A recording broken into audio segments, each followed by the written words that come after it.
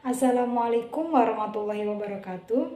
Yang terhormat Ibu Aryani Dwi Kusumawadeni Magister Pendidikan selaku dosen pengampu mata kuliah evolusi dan rekan-rekan kelas 5E yang saya banggakan. Di sini saya akan mempresentasikan materi yang berjudul evolusi manusia. Latar belakang dari evolusi manusia yaitu kata evolusi mungkin tidak asing lagi di telinga kita semua.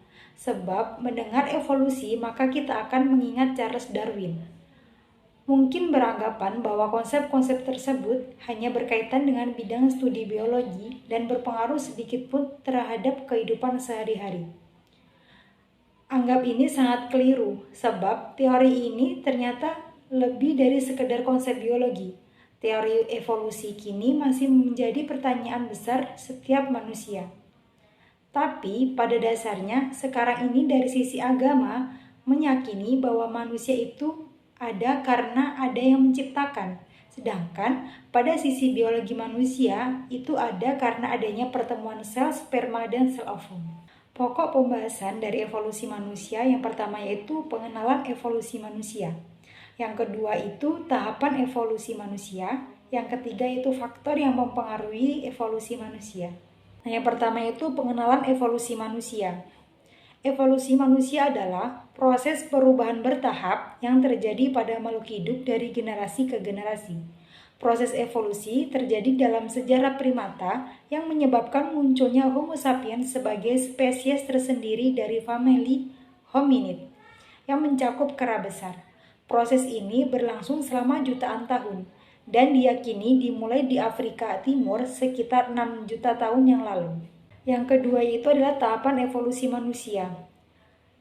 Tahapan evolusi manusia itu terbagi dari beberapa tahap. Nah, yang pertama itu tahap Australopithecus. Nah, kalian lihat di sebelah itu ada gambarnya. Nah, tahap pertama evolusi manusia ditandai dengan kemunculan Australopithecus yang hidup di Afrika sekitar 4,5 hingga 2,5 juta tahun yang lalu. Australopithecus memiliki ciri-ciri yang mirip dengan kera, tetapi juga memiliki beberapa ciri yang mirip dengan manusia, seperti berjalan tegak, memiliki otak yang lebih besar, dan menggunakan alat-alat sederhana. Tahapan evolusi manusia yang kedua yaitu Homo habilis. Kalian teman-teman lihat di samping itu gambarnya. Homo habilis adalah spesies manusia pertama yang muncul sekitar 2,5 juta tahun yang lalu. Homo habilis memiliki ciri yang lebih mirip dengan manusia modern, seperti otak yang lebih besar, tubuh yang lebih tegak, dan kemampuan untuk membuat alat-alat yang lebih kompleks. Tahapan evolusi manusia yang ketiga yaitu Homo erectus. Teman-teman lihat di samping gambarnya, Homo erectus muncul sekitar 1,8 juta tahun yang lalu. Homo erectus memiliki ciri-ciri yang mirip dengan Homo habilis, tetapi juga memiliki beberapa ciri yang lebih modern, seperti kemampuan untuk berjalan jauh, berburu, dan memasak. Tahapan evolusi manusia yang keempat yaitu Homo neanderthalensis. Homo neanderthalensis muncul sekitar 400.000 tahun yang lalu. Homo neanderthalensis memiliki ciri-ciri yang mirip dengan manusia modern, tetapi juga memiliki beberapa ciri yang berbeda, seperti tengkorak yang lebih besar dan tulang pipi yang lebih menonjol. Tahapan evolusi manusia yang terakhir atau yang kelima, teman-teman lihat di gambar di samping, yaitu Homo sapiens. Homo sapiens muncul sekitar 300 tahun yang lalu. Homo sapiens adalah spesies manusia modern yang kita kenal saat ini.